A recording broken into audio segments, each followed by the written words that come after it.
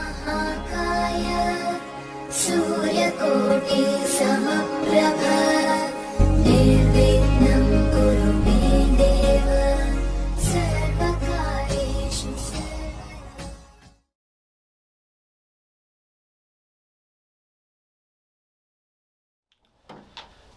मेरे बहुत ही प्रिय और बेहद सम्मानित साथियों, हृदय की असीम गहराइयों से अभिनंदन, बहुत बहुत हार्दिक स्वागत। साथियों, इस विशिष्ट श्रृंखला में हम चर्चा कर रहे हैं ये जानने की कि यदि कोई निःसंतान दंपत्ति है और वो ये निर्णय लेते हैं कि उनको अब आईवीएफ के माध्यम से या आईयूआई की माध्यम से या ICSI की माध्यम से या किसी भी और मेडिकल माध्यम से संतान की प्राप्ति करना है, तो उसमें उनकी सफलता की दर कितने प्रतिशत होगी। साथियों, श्रृंखला शुरू करने का कारण जो है वो यही है कि बहुत बड़ी मात्रा में ऐसे दंपत्ति हमसे कुंडली विश्लेषण के दौरान प्रश्न पूछते थे कि आचार्य जी, एक बार या दो बार या कई कई मामलों में तो तीन बार उनके आईवीएफ का प्रोसीजर असफल रहा। डॉक्टर ने पहले तो कहा कि 70 से 80% तक सफलता की संभावना है, जो कि वो सभी को कहते ही हैं, और जब असफल हो जाता है तब वो कोई भी कारण बताना उचित नहीं समझते।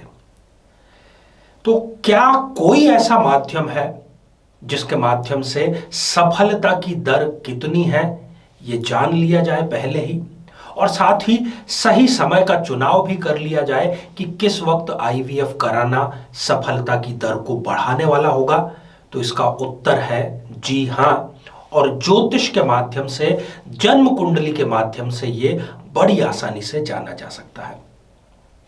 आज इस एपिसोड में हम चर्चा करेंगे कर्क लग्न के जातकों के बारे में। साथियों, संतान जो है वो पति और पत्नी दोनों से मिलकर के उत्पन्न होती है, इसलिए आप केवल अपने लग्न से संबंधित नहीं बल्कि अपने जीवन साथी से संबंधित लग्न भी देखें। यहां आई बटन में हम उसका लिंक दे रहे हैं ताकि आप सभी लग्नों के एपिसोड देख सकें।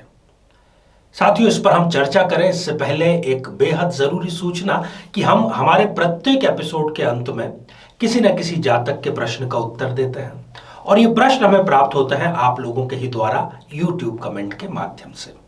अपना कमेंट जब भी आप लिखना चाहें उससे ठीक पहले #आचार्य चंद्रकांत इस शब्द का प्रयोग जरूर करें, और साथ ही बेहद आसान सा प्रश्न जो इसी एपिसोड के अंत में आपसे पूछा जाएगा, इसी एपिसोड से संबंधित होगा, उसका सही उत्तर भी साथ में लिख करके जरूर भेजें। साथियों, ये जो आप स्क्रीन पर एक जन्म पत्रिका देख पा रहे हैं, लग्न में लिखा हुआ है 4 नंबर का अंक, अर्थात ये जन्म पत्रिका है कर्क लग्न की जन्म पत्रिका। सबसे पहले दृष्टिपात करनी होगी आपको गुरुदेव की स्थिति पर, बृहस्पति की स्थिति पर। कारण यह है कि यदि किसी अकेले ग्रह में यह शक्ति है कि वो सारे ग्रह चाहे प्रतिकूल हों परंतु वो अपनी शक्ति के अनुसार आपको संतान प्रदान कर सकता है, तो वो है गुरु। अब 3 स्थितियां गुरु की मैं यहां पर बतला रहा हूं, उन तीनों में से कोई एक भी स्थिति यदि आपकी जन्म पत्रिका में है तो 50% सफलता की दर आप सुनिश्चित जानिए। सबसे पहली स्थिति, यदि इस जन्म पत्रिका के लग्न भाव में ही गुरुदेव विराजमान है, क्योंकि गुरुदेव यहां पर हो गए उच्च के और लग्न में बैठे हुए हैं, पंचम भाव को तो वो देखेंगे ही, तो 50% की यहां पर वो गारंटी दे देते हैं। दूसरी स्थिति, यदि लग्न में या नवम भाव में या फिर लाभ स्थान में, इन तीनों में से कहीं पर भी गुरुदेव है, अपनी पूर्ण और स्पष्ट दृष्टि से वो पंचम भाव को, संतान के भाव को देख रहे हैं, जहां पर देखते हैं उसकी वृद्धि वो करते हैं, इसलिए यहां पर भी वो 50% सुनिश्चितता की गारंटी दे देते हैं। तीसरी स्थिति है, इस जन्म पत्रिका में केंद्र या त्रिकोण में कहीं पर भी यदि गुरुदेव अवस्थित है तब भी वो 50% यहां पर सुनिश्चित कर लेते हैं। अब ये तो हो गई 50%, इसको आप सेफ डिपॉजिट की तौर पर रख लीजिए। अब 1% जो है वो महत्वपूर्ण है। अब सबसे पहले आप दृष्टिपात कीजिए पंचमेश मंगल पर। यदि इस जन्म पत्रिका में पंचमेश मंगल अस्त नहीं है, अर्थात सूर्य के साथ में बैठ करके वो किसी भी युति में नहीं है, सूर्य के साथ में नहीं है, तो वो अस्त नहीं हुए और आप इसके लिए 10% और इसमें जोड़ सकते हैं। दूसरी स्थिति, यदि मंगल छठे, 8वें या 12वें किसी भी प्रकार के त्रिक स्थान पर नहीं है यदि, तब फिर आप और उसमें 10% जोड़ सकते हैं। यदि इस जन्म पत्रिका में पंचमेश मंगल जो कि संतान के कारक है, राहु, केतु या शनि के साथ में युति करके साथ में नहीं बैठे हैं, तब फिर आप और इसमें 10% जोड़ सकते हैं। चौथी स्थिति, यदि पंचमेश मंगल लग्न में नहीं है, क्योंकि लग्न में यदि वो आ जाएंगे तो वो हो जाएंगे यहां पर नीच राशि के। लग्न में न होना यहां पर मंगल का आपके लिए 10% और ज्यादा इसमें इजाफा करने का कार्य करता है। पांचवी और अंतिम स्थिति जो है वो पंचम भाव को लेकर के है।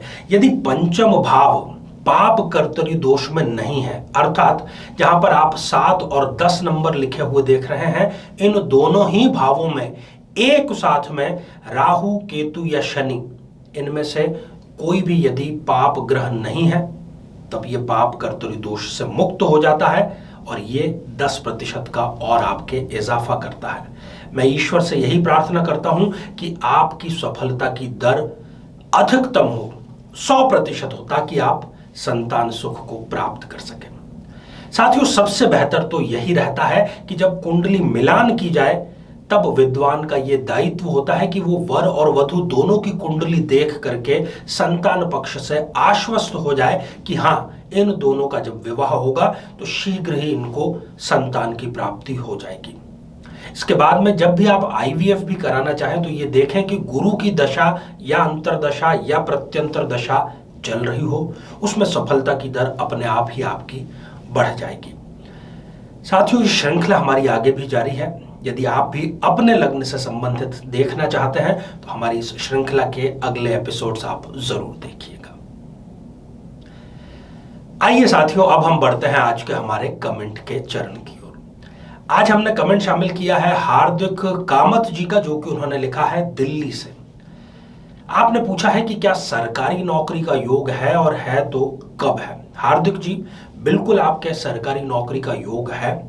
सूर्य आपकी कुंडली में कर्मेश है और अपने ही घर को वो स्पष्ट रूप से देख रहे हैं। दिसंबर 2022 के बाद में आपकी नौकरी अवश्य लगेगी। किसी भी आप रविवार को अपने वजन के बराबर गेहूं दान करें। साथियों, अब आज का बेहद ही आसान सा प्रश्न। आज हमने चर्चा की कर्क लग्न की, चर्चा की IVF की सफलता दर की। कर्क लग्न में पंचमेश कौन से ग्रह होते हैं? आप स्वस्थ, समृद्ध और शांतिपूर्वक जीवन व्यतीत करें। नमस्कार। जीवन में किसी समस्या का सामना कर रहे हैं, जैसे कि शादी में देरी होना, पति पत्नी में मनमुटाव या तलाक तक की नौबत आ जाना, संतान का प्राप्त न हो पाना, नौकरी या धन प्राप्ति में बाधा आना, जीवन के प्रत्येक क्षेत्र में किसी न किसी प्रकार की बाधा आना, तो आज ही अपनी जन्म पत्रिका का संपूर्ण विश्लेषण करवाएं और पाएं समस्या से सदैव के लिए मुक्ति।